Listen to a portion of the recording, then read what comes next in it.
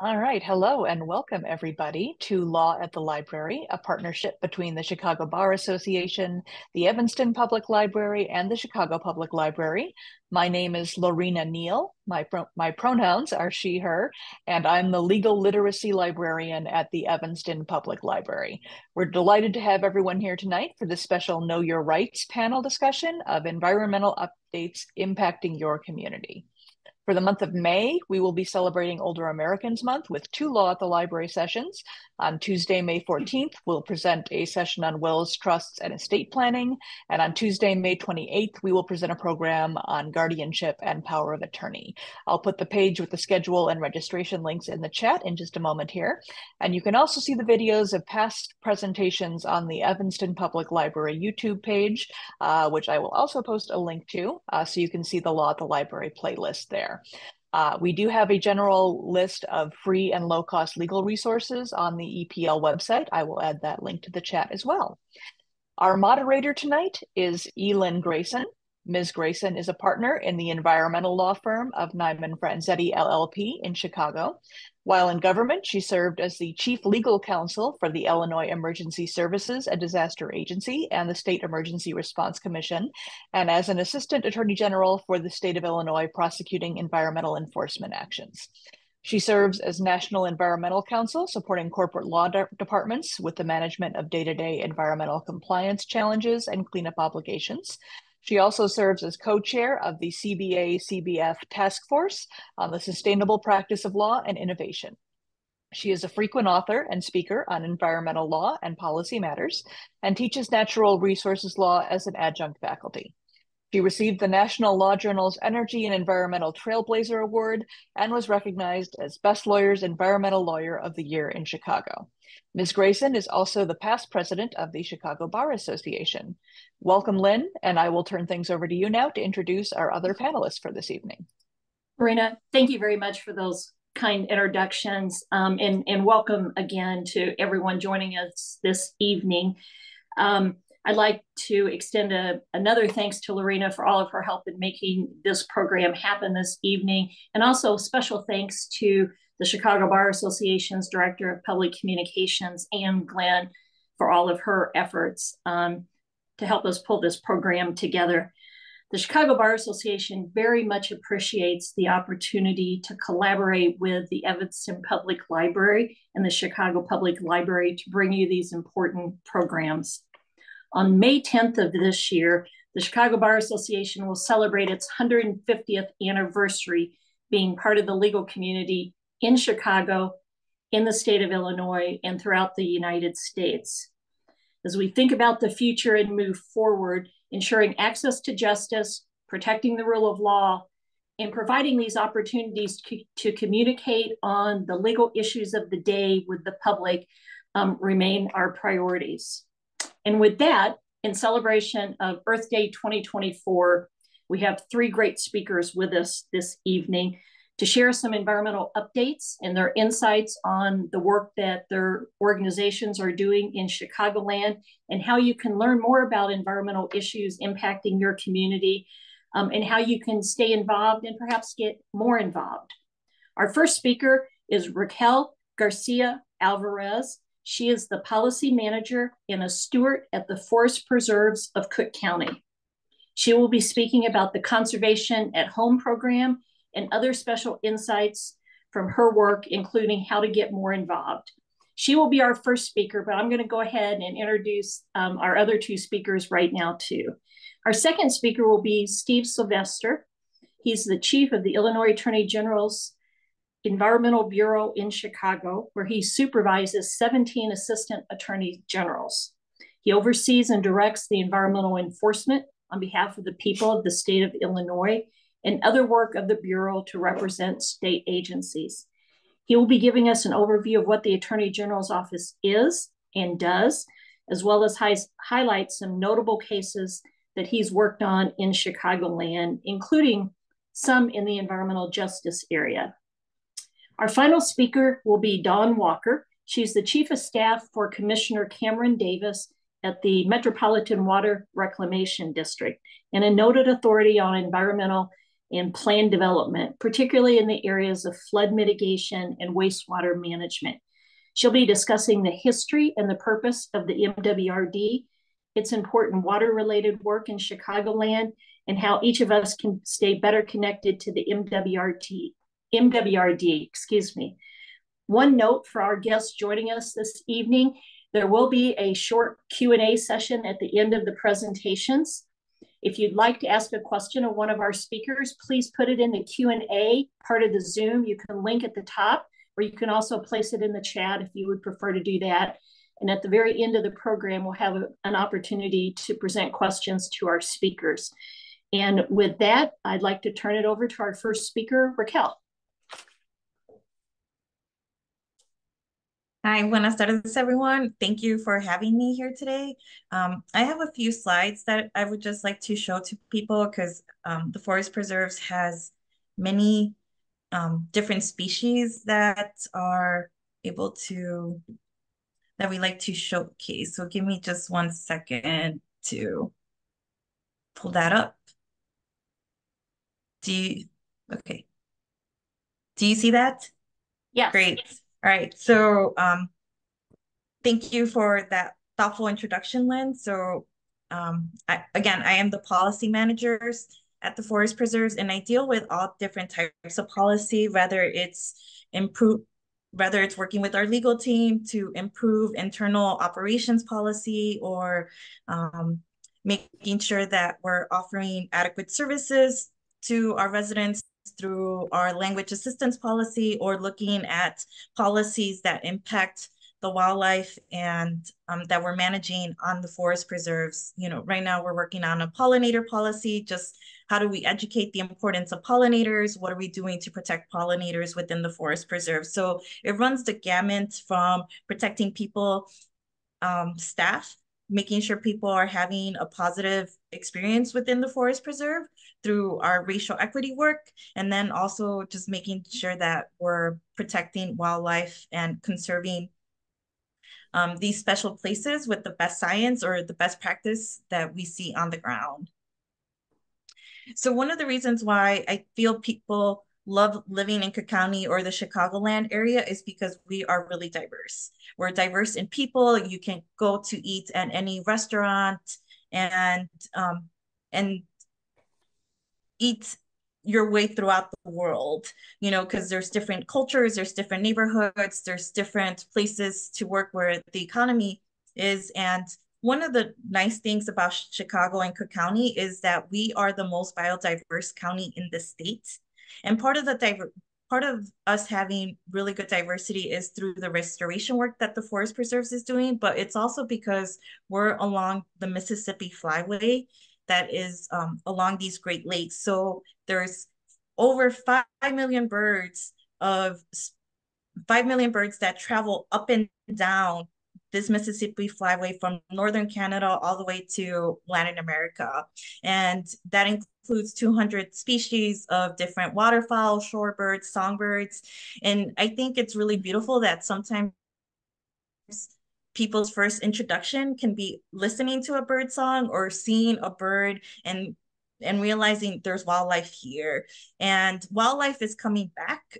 Some of you may have seen how there was a Facebook picture that went viral where there was a bald eagle that was found in the back of the Yards neighborhood, you know, and it was eating a rat. So it's just another indication that wildlife is here and that we have the responsibility to help take care of it, not only in the Forest Preserves, but also within our own homes or our community gardens that we are a part of. Since I do keep track of policy, I'm really happy to say that the federal government had both the House and the Senate reauthorized the Neotropical Migratory Bird Conservation Act. And this is a really successful federal grants program that helps to fund migratory bird research and habitat restoration throughout the Western Hemisphere. It had been done away years ago, but it's really exciting to see this act be reinstated to give our birds the high protection that they need. So that is also another reason why I'm talking about birds. And it's also spring. So right now is spring migratory bird season. So all of our bird residents are traveling from Latin America to Canada. And just a couple of other quick facts about the forest preserves. So the forest preserves, we protect 11% of Cook County land. Here you can see from the collar counties that there is like this bright ribbon of land protection within Cook County. We have 10 of 92 Illinois important bird areas. And where we see a lot of bird activity are along our forest preserves along Lake Michigan in the Calumet and North Branch of the Chicago River. So Chicago, you know, we're known for many things, as I mentioned, about biodiversity, but lately we've been known for being really deadly to birds, both in the spring and fall migration. And that is because of light pollution, and also because our buildings, while the skyline is extremely beautiful to look at, it reflects our natural environment. So if you're a bird and you're flying at night and you see that the building reflects the sky, you think you're flying in through the sky, and you're not. You're hitting the building with full force, and unfortunately, you know, unfortunately, many of these birds do not make it, as you can see from this picture. There was a really bad incident last summer where 1,000 birds collided into McCormick Place Lakeside Center. Usually they're pretty good about turning down the lights, but it was this bad combination of them having an event, having the lights on, and over 1,000 birds died and collided. And this is unfortunate to the forest preserves because part of our mission is to protect and restore wildlife. So this is just an example of how we can't do it by ourselves. We need the support of our neighbors and other governing bodies to help us with this, because it's not sustainable to just depend on the forest preserves and think like, oh, we have these islands of protection, when our wildlife move in different places and are migrating. So this is just, in 2018, we partnered up with one of our local bird partners to kind of map where the birds of concern are. As I mentioned, you can see a lot of different hotspots along the Chicago River and in the Calumet region. And I just like to show people the names of these birds, because sometimes you may only know like, oh, it's a robin, it's a hawk, but this just gives you a semblance of that many birds live here or they're passing through. And here is beautiful picture of all the different birds you can find within the Cook County Forest Preserves. We have the Nashville warbler, we have black and white warblers, we have long-eared owls, which are also a sight to see, and purple finches throughout the forest preserves. And sometimes birds can be a little frustrating because you can hear them before you can see them, but that sound is an indication that they live here. And again, it is our right to live in a very biodiverse place. So these birds, I consider them as part of my community and part of my neighborhood. And when I see them, I'm like, oh my God, you know, wildlife. And that means when you have wildlife like birds, it means that your neighborhood is also healthy. You know, and that again is just my personal opinion. If you're not hearing bird sounds, then that's an indication that something may be missing within your neighborhood. And there's been a lot more research about how planting trees and planting plants helps to make neighborhoods more vibrant and robust. So right now, as I mentioned, it is bird migratory bird season. So we have lots of events going on where you can learn about your local birds. If you're up for it, you can join us for a bird walk at Dan Ryan Woods tomorrow at 8 a.m. Or you can visit our website, and I'll put it in the chat, so you can come out to Bird the Preserves and learn more about your local neighbors. So so the other reason why bird protection is really important now is that the city of Chicago is working on their sustainable development policy, which will be finalized and showcased at the beginning of next year. So right now is a really important time for Chicago residents and any residents who care to submit feedback on the sustainable development policy, because many of the bird groups were informed that there would be bird-friendly building requirements within the policy, but now with the draft that has come out in April, it's showing that these are, when someone builds a new building, it's a recommendation. So you can see here, when you're building a building, you can make it sustainable by this point system. And all of these things are really important. You know, it's important to have stormwater infiltration, Energy Star certification. Having a green roof helps to provide habitat for pollinators.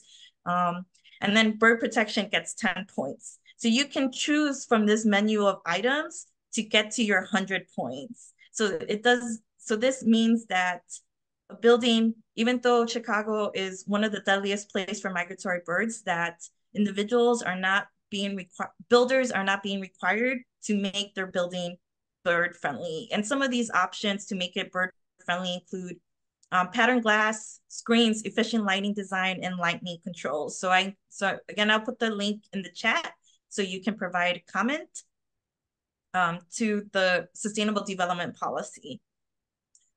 This is just a graph to show that a lot of migratory birds come through the Great Lakes Flyway, and that you can see all the different light pollution here, where it's a really bright spot for the city of Chicago. And lights are really harmful to wildlife, because most migratory birds travel at night. So if they're seeing a lot of bright lights, they get disoriented because they feel like they're following the stars, and sometimes they end up circling around buildings. We at the Forest Preserves have been implementing best lighting practices, where we have started using like this better model of making sure the light is not reflecting up, but it's reflecting down. And so people have access to the urban night sky in our Palos area, so you can see the stars at night. And this also is a benefit to humans, because when you see the night sky, your circadian rhythm resets, you know, so then you're able to maybe fall asleep faster, you know, so there are health benefits to having a dark sky. If you want to learn more, we have a webinar that's happening tomorrow from 1 to 2, or if you want to see the recording, you can go ahead and email me just about how you can incorporate the natural darkness into your home. Okay, and the last thing I want to talk about is that native plants and trees provide habitat and food sources to our wildlife. Here's like a native oak, and you can see it provides to host to caterpillars, beetles, or oak worms. And I know people don't like insects, but they're really important food sources for our birds. And also they play an important function by pollinating. So insects are also part of our community. I know you may want to keep them outside, but they play a significant role. So I invite everyone to, we have a conservation at home program, and for a one-time fee of $50, you can become certified. You submit an application, and someone can come and certify you to have this conservation at home. And sometimes having this sign is really important, because sometimes people see the weeds and they're like, oh, why is it so weedy? You know, it doesn't add to the landscape. Sometimes HOAs don't like this. And I'm actually just gonna go ahead. And again, focusing on policy. So the city of Chicago just recently passed the Chicago's first native and pollinator garden registry advisory board. So if you want to have a native garden and you don't want to be ticketed, then you can sign up for this native registry, native garden registry. It's not the best solution, but it's a good solution for us to be able to start seeing more native plants in people's backyards and front yards. And I have to say, the word goes around. I've started restoring or planting native plants in my front yard, and even my father was like, you can get a ticket if someone reports it, because the city of Chicago has an ordinance that anything growing over 10 inches is liable to get a ticket up to $650. So I encourage people to look into this if you want to plant some native plants, or make sure that you're talking to your neighbors, because people have been fighting these ticketing and they think this is a good solution. And even one of my neighbors complained about how messy my front yard looked. And I was like, don't worry, it's going to look better. And if you want to look at native plants, buy native plants, this is also part of the barrier, is that big box stores typically don't sell native plants. So you kind of have to go to a garden center that specializes them, or go to a native plant sale. And here's a website that you can go to, illinoisplants.org, to find native plants that you can purchase for your home. So thank you everyone for your time. Raquel, thank you very much for those comments. We did get one question, and I'm replying in the Q&A. Someone asked for your email, since you were kind enough to invite people to respond to you or reach out via your email. Steve, the floor is yours, if you'd like to move forward.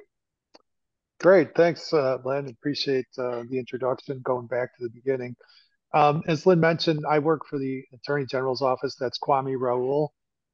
He's a constitutional officer, unlike the federal government, where Merrick Garland is appointed by the president. In Illinois, they have an elected officer who does serve in the executive part of the government.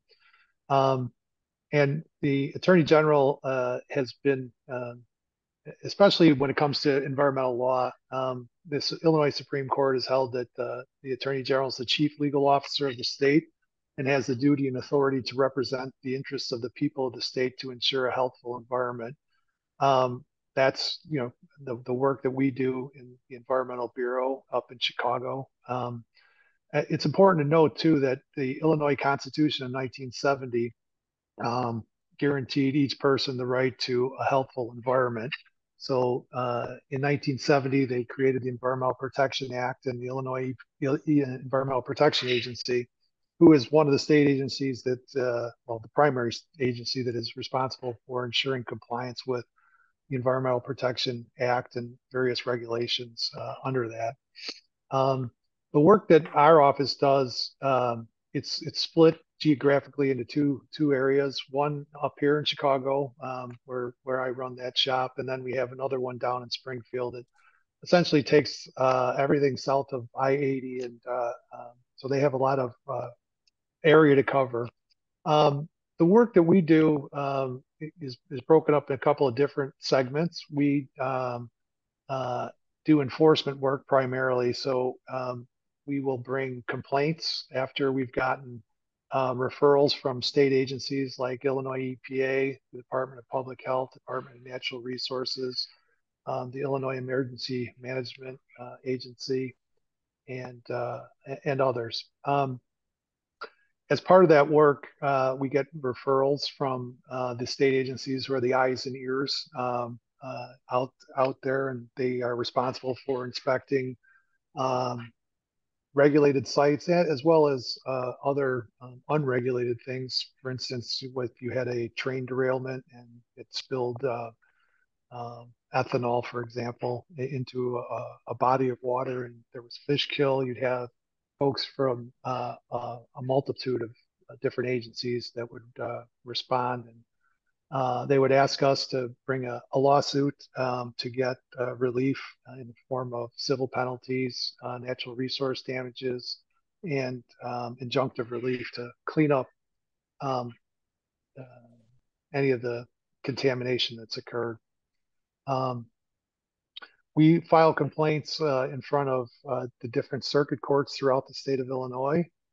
For example, here in Chicago, that would be Cook County Circuit Court, which is at the Daly Center.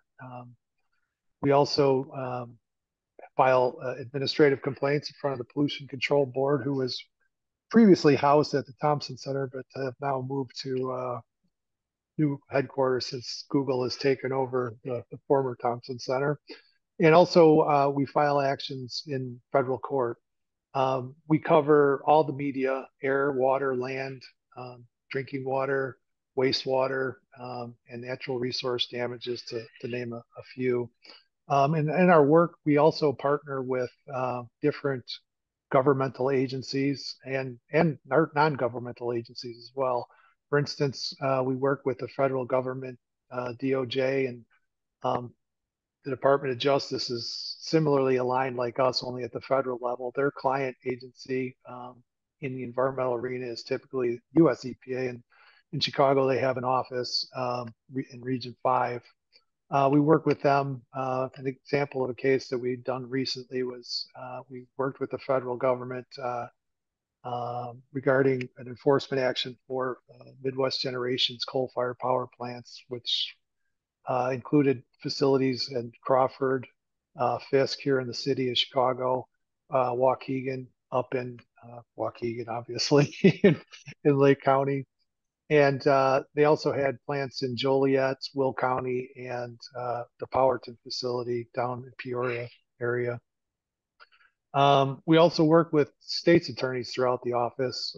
For example, we worked recently with the Vermilion County state's attorney on a coal combustion residual case involving the state's only national scenic river, which is the Vermilion. We worked with Will County and continue to work with them on the aqua litigation involving lead in the drinking water. Another instance, Winnebago, there was a big fire that was well covered in the paper about 2 years ago, the Chemtool facility up in Rockton, where you could see the smoke from dozens of miles away. We worked there with the Winnebago County State's Attorney's Office. Shortly thereafter, there was another fire from lithium batteries that were improperly stored, and the fire department didn't know about it and used water to put the fire out, which only enhanced the fire because of the nature of lithium batteries. There we worked with the Grundy County State's Attorney. Similar, we work with municipalities. Recently, in fact, the litigation is still ongoing, working with the city of Chicago for an asbestos case where there was improper removal of tiles at one of Fifth Third Bank's facilities. And so we've been working with the city on that. We're pretty busy. In 2023, we filed 119 complaints, which is about a complaint every 3 days that we filed. We also entered into settlements with our defendants and respondents in 121 specific cases. We had total collections of $3,342,738 and representative costs of defendant, which are what the costs are once we've gotten order in place, whether that's through settlement or litigation, of $43,540,000. So it was a very busy and typical year for our office. Some of the other types of works that we do is we also defend permitting decisions for state agencies. Occasionally, state agencies will be actual defendants in litigation. IDOT is a recent case that we had where they had been found to have contributed to some asbestos disposal, or actually dumping, I guess is the right word, historic up in Waukegan. And we represented them there in a lawsuit brought by Johns Manville, as an example. Other times, some state agencies are sued for regulatory type things. We had a case a few years back that was pretty well publicized, Sterigenics, where the Illinois EPA had ordered the facility closed. Sterigenics was a site that sterilized medical equipment, among other things, with ethylene oxide that is a carcinogen. And as part of that, when the Illinois EPA issued a seal order due to their concerns over safety from emissions from the plant in Willowbrook, the company sued Illinois EPA in federal court and sought an injunction. We were defensive in that action. Also, another big part of the work that our office does, it's probably not very well known, it's kind of behind the scenes, is legislative work. We review bills that are sent in from both caucuses, Republican, Democratic, and review for the effect on the environment, whether we would support, oppose, things like that. That could include and sometimes we even draft legislation or mark up others. We meet with stakeholders, and I've testified on legislation a number of times before committees, which wasn't something I imagined doing when I first signed up. We also are involved in regulatory matters. And that involves both state and federal rulemakings before the Pollution Control Board, which is a statutorily created agency that has enforcement authority, which they would call quasi-judicial. And then they also have quasi-legislative authorities to hear different rulemakings, whether that's, and anybody can file a rulemaking. Typically, they're done by the Environmental Protection Agency, and that work is allows us to weigh in favor of the environment, and often our comments are on behalf of the people of the state of Illinois, and make sure that they comply with rules and whatnot. Also, part of that is when the board does identical in substance, when they're adopting federal rules, we have to certify in the Attorney General's office. It's required by statute. One of the more interesting rulemakings that we were involved in recently involved coal combustion residuals, which is sort of what's left over when the power companies burn coal to generate the electricity so that we can be on Zoom. And that byproduct, it's commonly called coal ash, and the way it was disposed of was either in landfills, but most often in what they call surface impoundments, which are essentially ponds where the debris is placed and then it settles to the bottom, and then there's a permit so that the water can be discharged after it settles. One of the things that was found out before that, there was a Section 22.59 of the Environmental Protection Act required a rulemaking to address these types of facilities because of pretty widespread groundwater contamination from the constituents of the coal. But a big piece of that, and something I was going to talk about a little bit coming up here, is that it was the first regulation and first environmental statute in Illinois that had an EJ component. It required environmental justice to be considered as part of the rules, and to make sure that there was meaningful participation for all citizens during the rulemaking and some of the other requirements that came about from that, including permitting and public hearings about how they were going to close the various facilities. One of the other things that our office does is, we have an attorney of the month, both for Springfield and Chicago offices, where we follow up with any inquiries or outreach that we get from citizens. We get stuff from, I have mold in my house, what can I do? To, we had the case, 15 years ago, I'd say now at this point, but I was the attorney of the month at that point, and a woman by the name of Patricia Kraus had emailed in and said that there was some irregularities at the Crestwood public water supply that ended up being a case that led to the federal government doing criminal prosecution. We also had a civil enforcement action that came about from private citizens just looking into things and raising awareness. The last thing I want to talk about on sort of the work that we do is we do what's known as multi-state work with similarly aligned attorneys general. I think the vernacular these days is red states, blue states, and purple states. One of the things that happens with changes in administration at the federal level is, um, you know, uh, um, the regulations go one way under certain administration that are pro-environment, and then potentially in another they're less environmentally friendly and more pro-business. And so there's a lot of litigation that goes on back and forth with that, and our office is very much involved in all that. Wanted to talk a little bit about environmental justice, and I'm not sure if folks are aware of what that is, but just sort of a little background on that. Environmental justice seeks to recognize and correct the reality that some populations, due to historic discrimination, face a disproportionate burden of environmental harm. That is something that's been exposed in communities of color, that there are higher levels of pollution regardless of income. And there's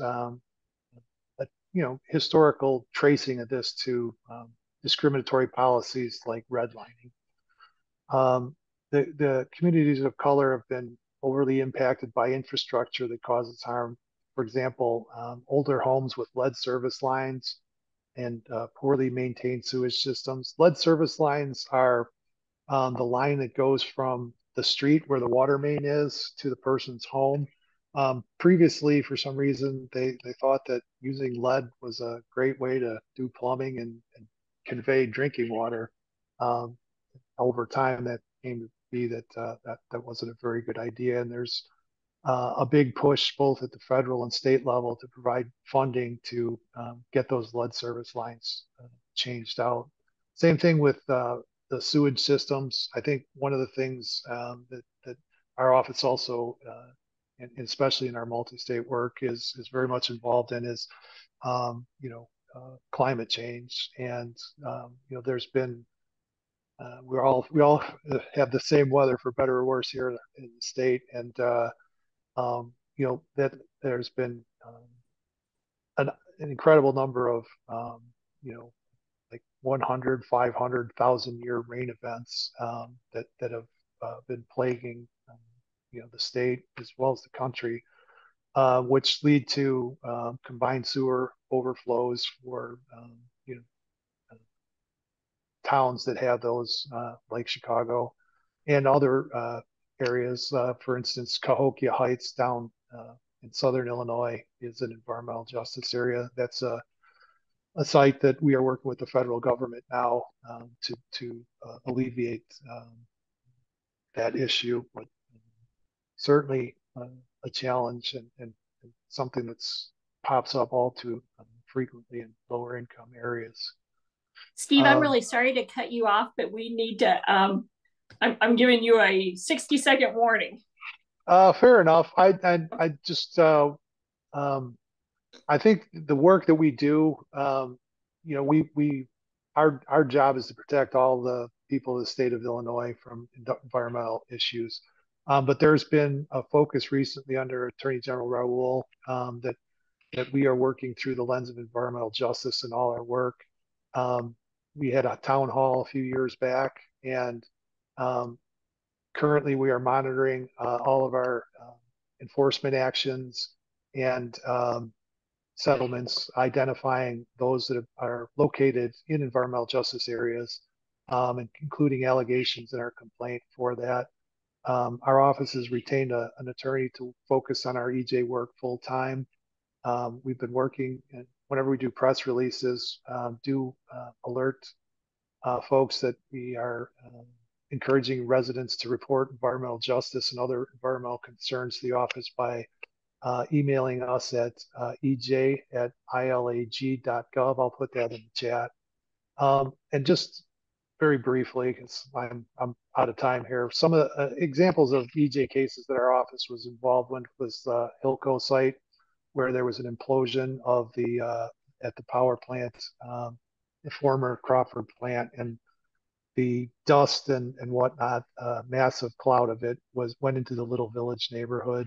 I think Sims Metal Management is another scrapper that is similarly in an environmental justice community, and we filed litigation there and are working to reduce the emissions there.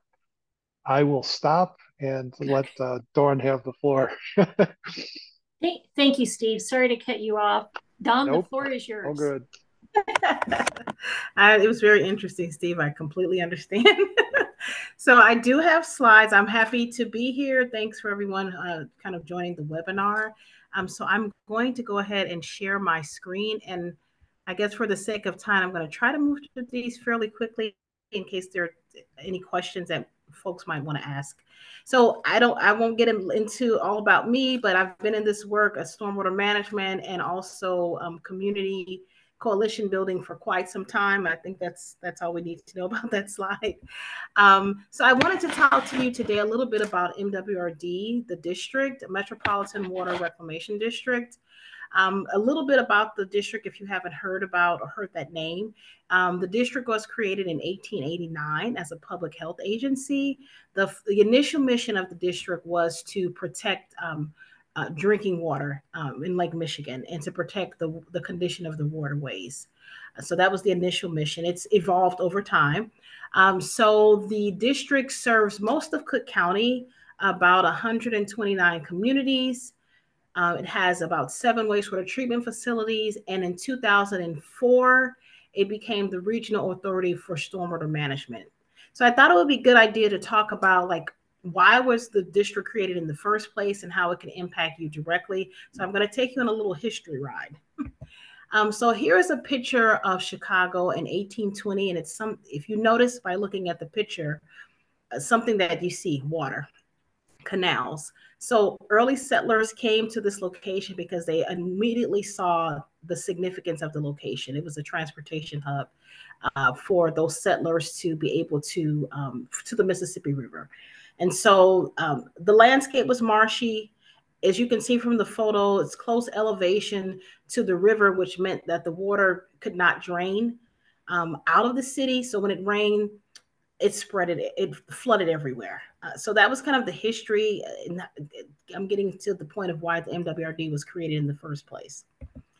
So as the city grew fairly quickly, you can see here's a picture. This is someone actually standing. It's a Chicago History Museum photo. It's basically in a pool of sewage, unfortunately. As the city started to grow quickly, drainage and disposal of sewage, it was an increasing problem. And water was the thing that was used to dilute waste. So the river over time, as the population grew, literally became an open sewer. And this is an example of when things had kind of reached the peak, stormwater flooded, it pushed all of the raw sewage towards the city's intake crib, that's a Bubbly Creek. So because things had gotten so bad, and of course disease was prevalent due to waterborne illnesses, there was an innovative plan that was developed to reverse the flow of the Chicago River and to send the city's pollution downstream. So here is a picture of this kind of thinking that came about in 1854. The Illinois legislature, they created what they call the Chicago Board of Sewerage Commissioners, and they constructed and devised a plan basically to divert sewage away instead of coming towards the water. This is, I thought this was a great example to show the plan was to build sewers on the ground level and then to jack the buildings up to a new higher street level. And you can literally see that there are folks here like underneath the building and they're jacking up manually for these sewers. So I thought that was really interesting. Actually, the plan worked to some degree, but it did create what are combined sewers. And that was another problem. But over time, against the backdrop of more issues that came about despite this great famous plan, in 1889, the Illinois legislature, there was a mission to manage for the sanitary district to manage water supply and wastewater issues. And so they devised another plan to construct a massive new waterway called the Chicago Sanitary and Ship Canal, which you see here. It took about 8 years to complete. It cost quite a few $1 million, $33 million plus, but it was successful. Because of this, waterborne illnesses were reduced between 30 and 50% over the decade. So this is a great thing that happened. So this is kind of the evolution of MWRD and why it was created. And so in the early 1900s, the district realized that it wasn't enough just to dilute the water, but they needed to actually treat the water. So between the 1920s and 30s, the district built about 7 wastewater treatment facilities. You can kind of see the different facilities. I didn't know if most of the folks here online would be from Evanston, but I did circle the Terrence O'Brien water reclamation plant, which many of the folks from Evanston, this is the plant that serves your community. It serves about 1 million people. It's been in operation since 1928. The MWRD is governed by a board of commissioners, a 9-member board. This commissioner here, Commissioner Cameron Davis, if you've not heard of him, is a commissioner that I personally work for, and my colleagues, my role is chief of staff to that commissioner. And their role is to establish policies and procedures to protect the water for the citizens of Cook County. So I'll talk a little bit about the role and how that impacts you personally at home. So the role of the MWRD, it eclipsed over time. Initially, it was just about drinking water and making sure that the drinking water was what was needed so that folks would not get sick. But now the district's mission has been expanded. In 2004, the state of Illinois enacted legislation, and they expanded the role to flood management. So now the district oversees and manages issues of reducing flooding in Cook County and improving the health of our waterways. And so as a part of that effort, the Cook County Stormwater Management Plan, which basically enabled MWRD to address a range of stormwater management issues, was developed on behalf of Cook County residents. The plan has gone through amendments. And one of the amendments that is interesting that really helps residents who have issues with flooding is that the district is able to acquire properties that are in flood-prone areas that should not have been built there anyway, to relieve the flooding for those communities. And since 2020, about 19 agreements have been established between the district and municipalities to provide, to acquire those properties to help with flooding. I just want to talk briefly about some of the things that the district is involved in doing that impact many communities. So to support, there are a number of programs that the district offers to address flooding and stormwater management. And so in order to support communities that are disproportionately impacted, the district embarked on a strategic plan. And as a part of that plan, they identified certain communities that are negatively impacted, disproportionately impacted. And so a special effort is made to identify and eliminate barriers for those communities. And here is an example of the plan and also of the map of those areas. If you're looking to find that, you can find that actual map in the strategic plan. There are some other programs that the district offers. One is a program called Space to Grow, and it benefits a number of residents, especially school children in Cook County, but especially in the city of Chicago. MWRD partnered with the city of Chicago to transform schoolyards into green spaces that also address and reduce local flooding. So what might appear to be just a beautiful playground, it's also a place that actually it treats, not just treats wastewater, but it conserves, it holds, retains wastewater underground. So it's more than meets the eye here with this program. And we're looking to expand the program outside of Cook County, but outside of the city of Chicago, but to other parts of Cook County. Here's something, and I thought it would be good to try to show that MWRD has also, there's another program. It's called the Stormwater Management Program, and it's all about helping local governments pay for construction projects, whether that be green infrastructure or gray infrastructure. So things like sewers or permeable pavement. So the district does have a program, and here are 2 examples in the community of Evanston and Wilmette of like what was provided as far as funding was concerned. And here's also a map to show different projects that have been funded with the help of MWRD to help communities to address flooding. There are also a number of other things that you might not be aware of that the district is involved in that have directly impacted us. So the MWRD, especially during the height of COVID, collected samples from all 7 of its wastewater treatment facilities and did monitoring for COVID-19, tracking waste to see where there might be hotspots in the city of Chicago. Some of the other things that are that save taxpayer dollars, which is, I'm a Cook County resident, so this is near and dear to me, is that the district is committed to saving energy. They recently had a $1.5 million grant from the EPA. So Stickney, this is an example of our Stickney facility. It's the largest, one of the largest facilities in the world. As a result of this grant, lighting that's more energy efficient was replaced. And so it saved about, it was about a 50% savings, which saves taxpayer dollars. And just here are some innovative things that the district has actually done. Instead of just calling it wastewater, it's more about how can we make the wastewater more of a resource. And so in 2016, the Board of Commissioners, they adopted an ordinance to really look at how they might be able to use the plant in a means to more about recovery and reuse. And so here's an example of our Stickney facility. Instead of just kind of taking the kind of what's treated and dumping it, some of that is actually they convert that to fertilizer that's high value, and that really helps farmers with their projects. You can even buy it locally if you're interested in that. And then for folks at the O'Brien plant, which I think a number of folks online here are on this call, there was a recent, this is really great and innovative, at the O'Brien plant, I'm sorry, it was about providing UV disinfection at this facility to further improve the treatment process.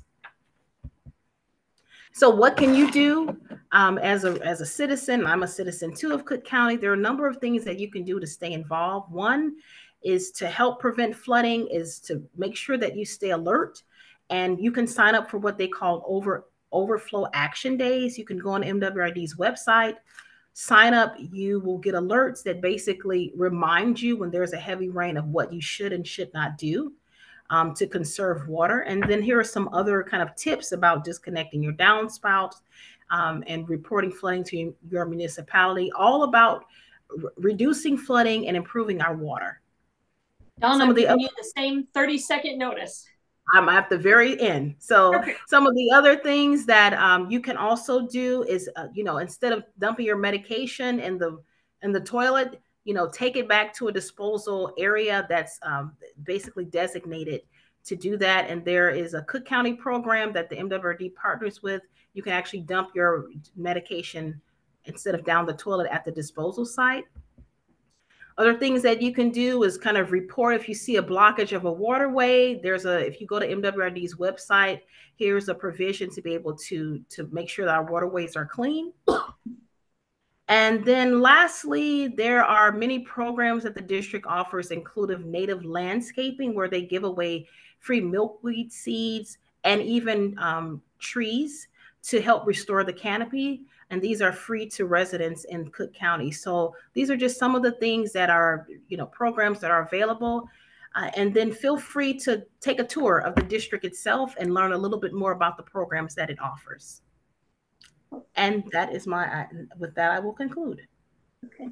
Dawn, thank you very much. Raquel, Steve, and Dawn, thank you for your comments. Our time is short, but we have received a couple of questions and I wanted to share them. Steve, the first one came during your presentation and there was a specific question asked. You had mentioned the fact that the state has, and your bureau has, unique opportunities to do different kinds of work. And you said, for example, the state of Illinois, the IEPA had been sued, I believe, by Sterigenics. And I think the follow-up question was in regard to that comment you made. What was the outcome of the Willowbrook lawsuit, and did the state end up paying the company? So there was a section of the Environmental Protection Act that allows for the Illinois EPA in circumstances of substantial danger to close the facility. That statute allows for the regulated company to file an action. Sterigenics chose to file it in federal court, and we were able to prevail because that was an improper forum that was dismissed. Eventually, that case went back to DuPage County State's Attorney's Office, state court, and we resolved that litigation through a settlement document.